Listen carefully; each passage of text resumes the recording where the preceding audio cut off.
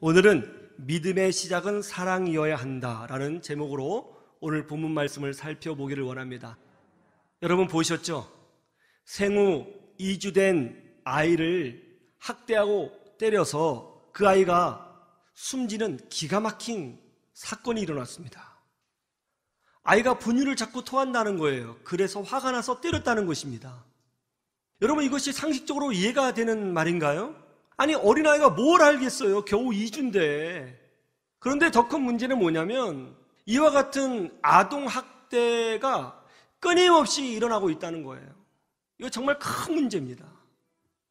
아동학대 전문가에 따르면 학대받고 자란 아이는 뇌의 크기가 줄어들거나 뇌가 제대로 성장하지 않는다고 말합니다. 실제로 미국 텍사스 아동전문병원 정신의학과 브루스 페리 교수가 사랑을 받고 자란 아이들의 뇌와 학대받고 자란 아이들의 뇌를 스캔을 했더니 놀라운 결과를 얻어냈죠? 뭐였습니까? 학대받고 자란 아이의 뇌에 구멍이 생기거나 혹은 크기가 줄어들었다는 거예요. 아이는 엄마 아빠의 사랑을 넘치도록 충분히 받고 성장해야 됩니다.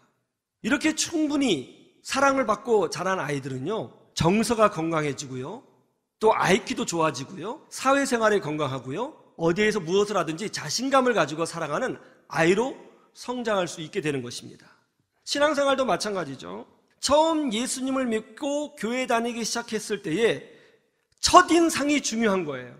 어떤 경험을 했느냐, 교회에 대하여, 목사님에 대하여, 신앙생활에 대하여 어떤 첫인상, 어떤 경험을 했느냐가 그 사람의 나머지 신앙생활을 결정한다고 저는 봅니다. 처음 교회에 나왔을 때에 교인들과 특별히 담임 목사님의 사랑을 충분히 받고 신앙생활한 사람은 교회에 대한 이미지가 아주 좋지요. 이런 분들은 신앙이 성장하면서 영적으로 정서가 안정이 되고 또 신앙생활이 재밌고 즐겁습니다. 교회에 오는 것이 즐거워요. 예배가 즐겁고 찬송이 즐겁고 교회에서 행하는 모든 신앙 프로그램이 새롭고 그런 것들이 굉장히 나에게 유익하다 이렇게 생각을 해요. 무엇보다도 하나님 아버지에 대한 믿음도 깊어지고 교회를 사랑하고 이웃을 사랑하는 건강한 그리스도인으로 성장을 합니다. 제가 보기에요, 초신자가 사랑을 듬뿍 받고 건강한 그리스도인으로 성장하기까지는 적어도 7년이 필요한 것 같습니다.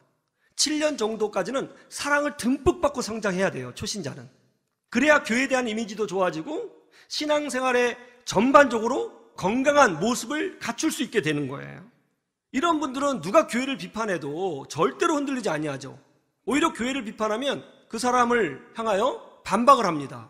그리고 사회가 교회를 비판해도 흔들리지 않습니다. 믿음으로 전진하게 되는 것이죠. 그러나 신앙생활을 이제 막 시작할 때, 아니면 이제 막 신앙생활을 시작했지만 은혜를 받지 못하다가 중간에 막 은혜를 받아서 뜨겁게 열정적으로 섬기기 시작할 때, 이때 사랑을 충분히 받지 못하면 어떤 일이 벌어질까요? 그런 분들은 교회와 상관이 없는 신앙으로 성장하기 쉽습니다. 깊은 사랑을 받지 않고 교회만 다녔던 이런 분들의 의식에는 어떤 의식이냐면 교회는 교회, 나는 나, 이런 의식이 있습니다. 그리고 이런 분들의 특징은 우리 목사님이 따로 없습니다. 그냥 목자 없는 양 같은 마음으로 정처 없이 신앙생활을 하는 경향이 있죠. 신앙생활 하는데 왠지 느낌이 한 발은 세상에 약간 걸쳐놓은 듯한 느낌? 뭔가 홀로 신앙생활을 하는 듯한 느낌? 영적 고아와 같은 느낌? 그런 식으로 신앙생활을 하는 거예요. 교회에 대하여 깊은 애정이 없습니다. 하나님에 대한 애정도 없습니다. 물론 신앙생활 열심히 하죠. 기도도 하고 찬송도 합니다. 때론 섬기기도 합니다. 그러나 정말 깊은 애정으로 가지고 하지는 않아요. 신앙이 있기 때문에 하는 거예요. 이런 분들이 많습니다. 더 큰 문제는 영적 학대를 받으면서 신앙생활을 시작하신 분들이에요. 목사님의 폭정과 강압적인 신앙생활, 과도한 헌신 요구 등 이런 영적 학대를 받으면서 처음 신앙생활 하신 분들은 교회가 부담스러운 거예요. 교회는 지겨운 곳, 답답한 곳, 재미가 없는 곳, 부담이 되는 곳, 이렇게 생각하는 거예요. 그래서 예배가 즐겁지가 않아요. 찬송이 즐겁지가 않아요. 교회에서 하는 것이 조금 부담되는 거예요. 좀 힘들어요. 가능한 교회 가는 것이 싫습니다. 여러분, 사실은 하나님이 우리에게 예배를 주시고 찬송을 주신 것은 우리를 행복하게 하고 건강하게 하고 기쁨을 주려고 주신 거잖아요. 그런데 기쁨을 누리라고 주신 그런 예배와 찬송, 기도가 기쁨이 아니라 부담이 되는 거죠. 그러다 나중에 점점 목사님에 대해서 적대감을 드러내기 시작합니다. 그런 적대감은 점점 확장이 돼서 장로님을 싫어하고 권사님을 싫어하고 집사님을 싫어합니다. 교회 전체를 부정하게 됩니다. 이런 분들은 하나님을 신뢰하지도 않습니다. 믿음이 없는 건 아니에요. 그러나 하나님이 그렇게 신뢰가 되지 않아요. 기도가 잘 나오지 않죠. 신앙이 성장하지 않습니다. 이런 분들은 사이비에 쉽게 빠지기도 하고 때로는 안티 기독교인으로 변질되기도 합니다. 그런데 정말 신기한 게 뭐냐면 이런 분들이 또 사이비에 빠지면 그렇게 열정적으로 해요. 그 왜 그런지는 또 모르겠어요. 어쨌든 이런 부작용이 있는 거죠. 저는 성도들을 볼 때 늘 이런 생각을 합니다. 아, 이분은 사랑을 많이 받고 성장한 그리스도인이구나. 아, 이분은 방치되어서 개인주의적 신앙인이 되었구나. 아, 이분은 학대받은 그리스도인이구나. 전 늘 그렇게 생각을 해요. 어떻게 하면 우리 영혼이 건강한 그리스도인으로 성장할 수 있을까요? 오늘 말씀을 통해서 몇 가지 살펴보기를 원합니다. 첫 번째, 처음 신앙생활 하시는 분, 초신자, 이렇게 하셔야 됩니다. 어떻게 해요? 오직 그리스도의 사랑에 초점을 맞추고 신앙생활을 하셔야 됩니다. 제가 이미 말씀드렸죠? 어렸을 때 학대받고 자란 아이와 부모의 사랑을 듬뿍 받고 자란 아이의 뇌가 다르다고요. 그렇죠? 어떤 아이가 나중에 건강하고 행복하게 자기 인생을 살겠어요? 학대받은 아이요? 아니면 사랑받은 아이요? 사랑받은 아이죠. 예수님을 처음 믿으면 영적으로 어린아이와 같습니다. 거듭났다고 하잖아요. born again. 다시 새롭게 태어난 거예요. 그 사람의 나이가 50이든 60이든 그런 중요하지 않아요. 예수님을 처음 믿으면 그 사람은 영적으로 어린아이입니다. 어린아이로 다시 태어난 거예요. 그러면 어떻게 성장해야 되는 것입니까? 사랑받으며 성장해야 되는 것이죠. 그러므로 처음 신앙을 시작하시는 분, 초신자분들은 무엇보다도 예수님의 사랑에 초점을 두고 예수님의 사랑을 알고 깨닫고 경험하기 위하여 노력하셔야 되는 것입니다. 초신자분들은 처음 교회에 나오게 되면 무엇보다 교회 생활에 익숙해지려고 노력합니다. 아, 기도는 이렇게 하는 것이구나. 헌금은 이렇게 하는 거구나. 교회 생활은 이렇게 하는 거구나. 사랑방 모임은 이런 거구나 하면서 교회 생활에 익숙해지려고 해요. 그런데 처음 신앙생활 하실 때에 교회 생활에 익숙해지려고 하면 나중에 어떻게 되냐면 예수님은 없어지고 교회 생활만 잘하는 그리스도인이 될 경향이 높습니다. 그러니까 본질을 놓쳐버리는 거죠. 교회 생활은 잘하는데 예수님을 잘 모르는 그런 그리스도인이 될 수 있다는 거예요. 또 어떤 분은 신앙생활 할 때 교회 사람들에게 집중하는 경향이 있습니다. 이제 막 은혜를 받았어요. 이제 마음이 뜨거워졌어요. 이제 막 신앙생활합니다. 그럼 어떻게 돼요?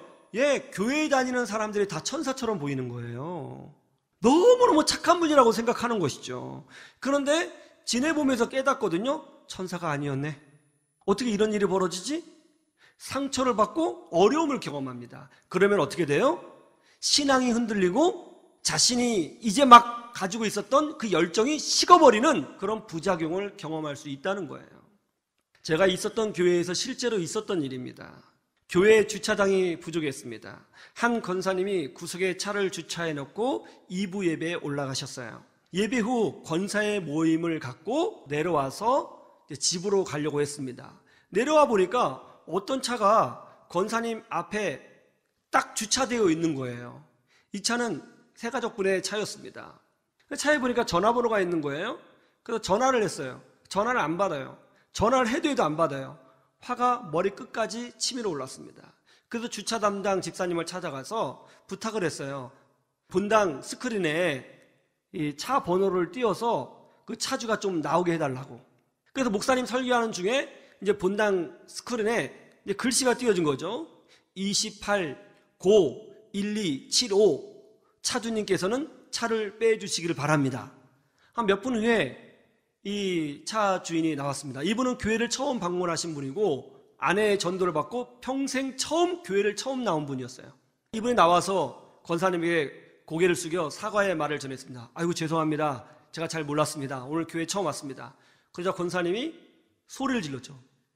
당신 뭐하는 사람이야? 차를 어떻게 이렇게 주차할 수가 있어? 눈이 있으면 몰라. 전화를 해도 왜 안 받아? 뭐하는 사람이야? 소리를 질렀어요. 제 기억으로는 그때 처음 교회에 방문하셨던 분이 국제 변호사인가? 그랬던 것 같은데 이분이 이제 차를 알겠다고 하면서 차를 빼고 차를 뺀 것이 아니라 그 길로 집으로 가버렸습니다. 화가 난 거죠. 평생 처음 교회에 나오신 분이었는데 그 이후로 교회에 안 나오셨어요. 여러분, 교회에 대한 첫인상이 이렇게 중요해요. 처음 신앙생활 하시는 분은 교회 생활이나 사람에게 신경을 많이 쓰게 되죠. 아무래도 눈에 보이니까 말이죠. 그러면 안 되는 것입니다. 사람을 너무 신뢰하시면 안 됩니다. 교회에 다니시는 분들은요, 정상적인 분들이 아니에요. 뭔가 문제가 있어서 교회에 온 거예요. 다 아픈 사람들이에요. 하나님의 은혜가 아니면 살 수 없기 때문에 교회에 나오신 거예요.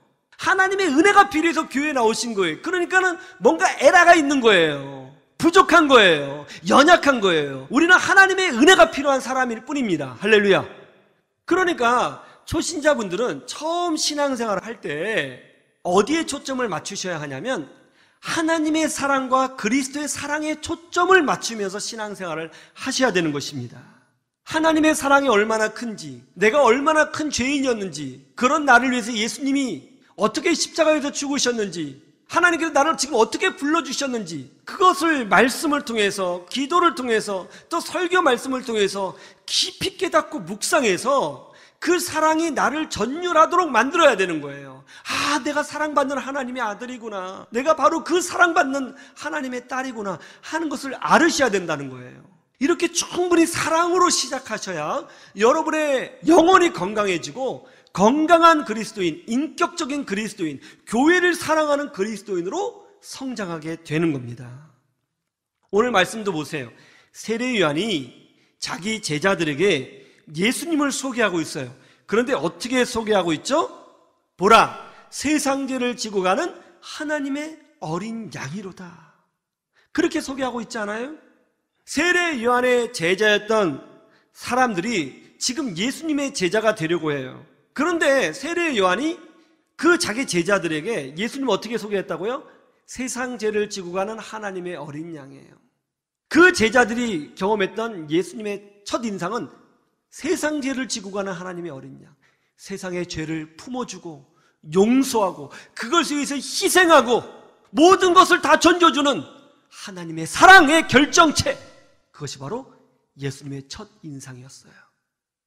그 사랑으로 하여금 두 제자가 믿음을 갖게 하는 원동력이 되었던 것입니다. 신앙은 사랑으로 시작해야 되는 것입니다. 오직 예수 그리스도의 사랑에 집중하십시오.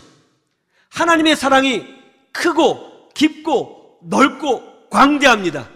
이 사랑으로 여러분 전율하셔서 건강한 그리스도인으로 성장하시기를 주님의 이름으로 축원합니다.